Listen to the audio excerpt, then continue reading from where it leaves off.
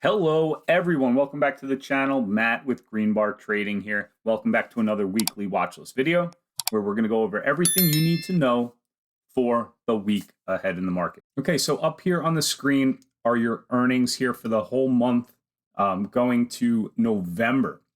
So just trying to show a big picture because we're heavily entering earnings season. And I think this earnings season is going to be huge. Now, I know we always say that, but it does move the markets a lot, right? So if companies don't guide well, if they don't beat their earnings estimates, you will see the market react. Now, there's so much baked into the market that if things don't align and go well for these reports, or if any of them start to guide lower, you can see the market really take a hit. Now, if the earnings beat and the guides are still good, that could be a great thing for the market.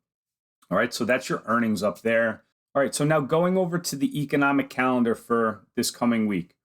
This is what we have, and it's very, very heavy with inflation reports. You can see there on Wednesday, you have your PPI. So that's a producer price index. It's an inflation gauge. And then on Thursday, you have the CPI, which is the consumer price index, another inflation gauge. These are going to be very closely watched reports from the Fed. So we're going to want to see what these reports say. Inflation has been coming down nicely. So if that could continue, that's good. That's baked into the market already. And then also on Wednesday here, you have the minutes from the Fed September FOMC meeting. All right. That's basically old news, but we'll get, an inside look at what they were talking about and what they see, coming for the future with rate hikes, that type of thing. So that's your economic calendar right there for the week. All right. So now going over to the sectors and their relative performance, we saw a very nice rebound in technology this past week. All right, so the QQQ had a very good week. Communication services and technology led the way. Again, energy, consumer defensives, those defensive plays like utilities, they had a rough time. So you're starting to see a little bit of a rotation back into what was really hot for the whole first half of the year. So that's what we're seeing here with your sectors. Okay, so now going over to the SPY, our compass. All right. Every weekly watch list video, I try to give a feel of where the market may see support and may see resistance before the trading week starts. So last week, the 200-day moving average, this volume ledge here at the 420 area, we saw potential for a bounce, right?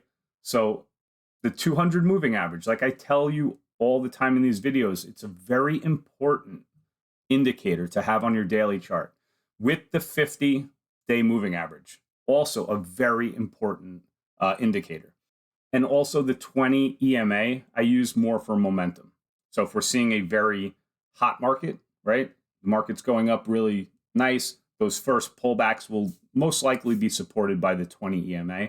So that's what I like to look at with that, more of a momentum indicator.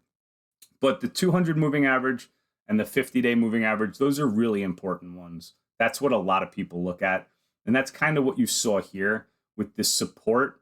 A lot of traders tried to jump in early on this, and that was about a week and a half ago. You can see here with that candle right here, kind of some traders were front running this move, getting in before it came down to the 200.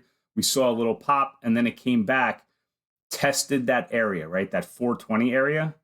And then on Friday, saw a very, very nice follow through day on heavy volume. All right. So that was a good sign. Now, this doesn't mean that the market has to go higher from here. It's just a good sign and a very good first step for the market to potentially go up. All right. Like I said, earnings are going to be a big deal. And you do have overhead supply now, right? So one other thing we were looking at was this volume here, right? So you had this vacuum, no support really, and then we started to pull back and trade into this area, and then started to get that volume back, and then saw some support. That's what I'm looking at. I'm looking at volume. Volume is very, very important. You can see back here some big red days. That was a lot of institutional selling.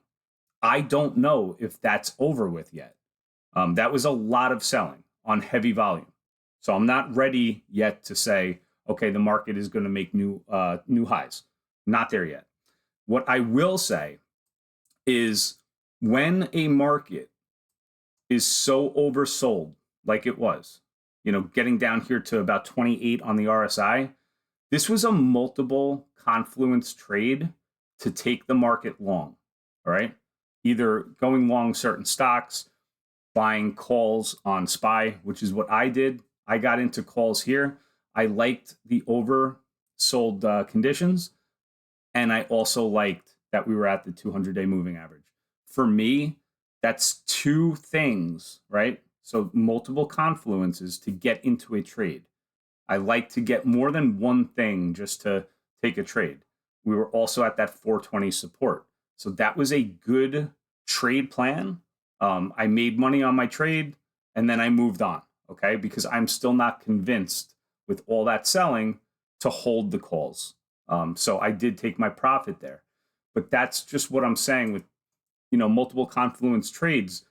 If you see a situation like this where it's at support, it's at a key moving average, and the market is oversold, the odds of a bounce are very high, all right? So that's the SPY right there. Going over to the Qs, like I said, same thing.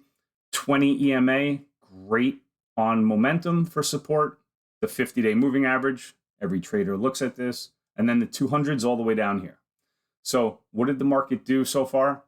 It's still holding up strong. Some nice volume on Friday. RSI is starting to make higher highs here, just for the past, couple weeks. So 2 weeks in a row now, positive, not bad. The market is still up a lot.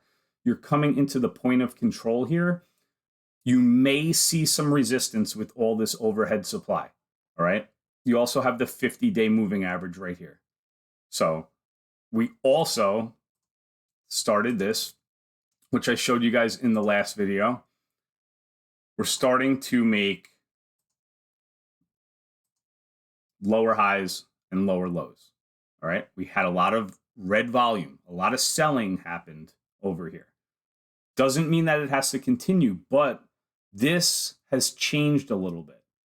From higher highs and higher lows, it's now starting to make lower highs and lower lows. All right. At the point of control, you have the 50 right above it.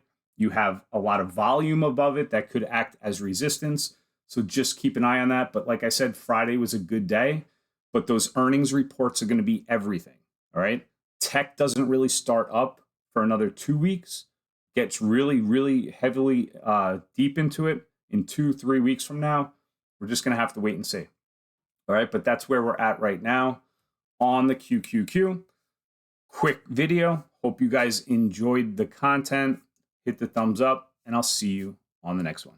Take care, guys.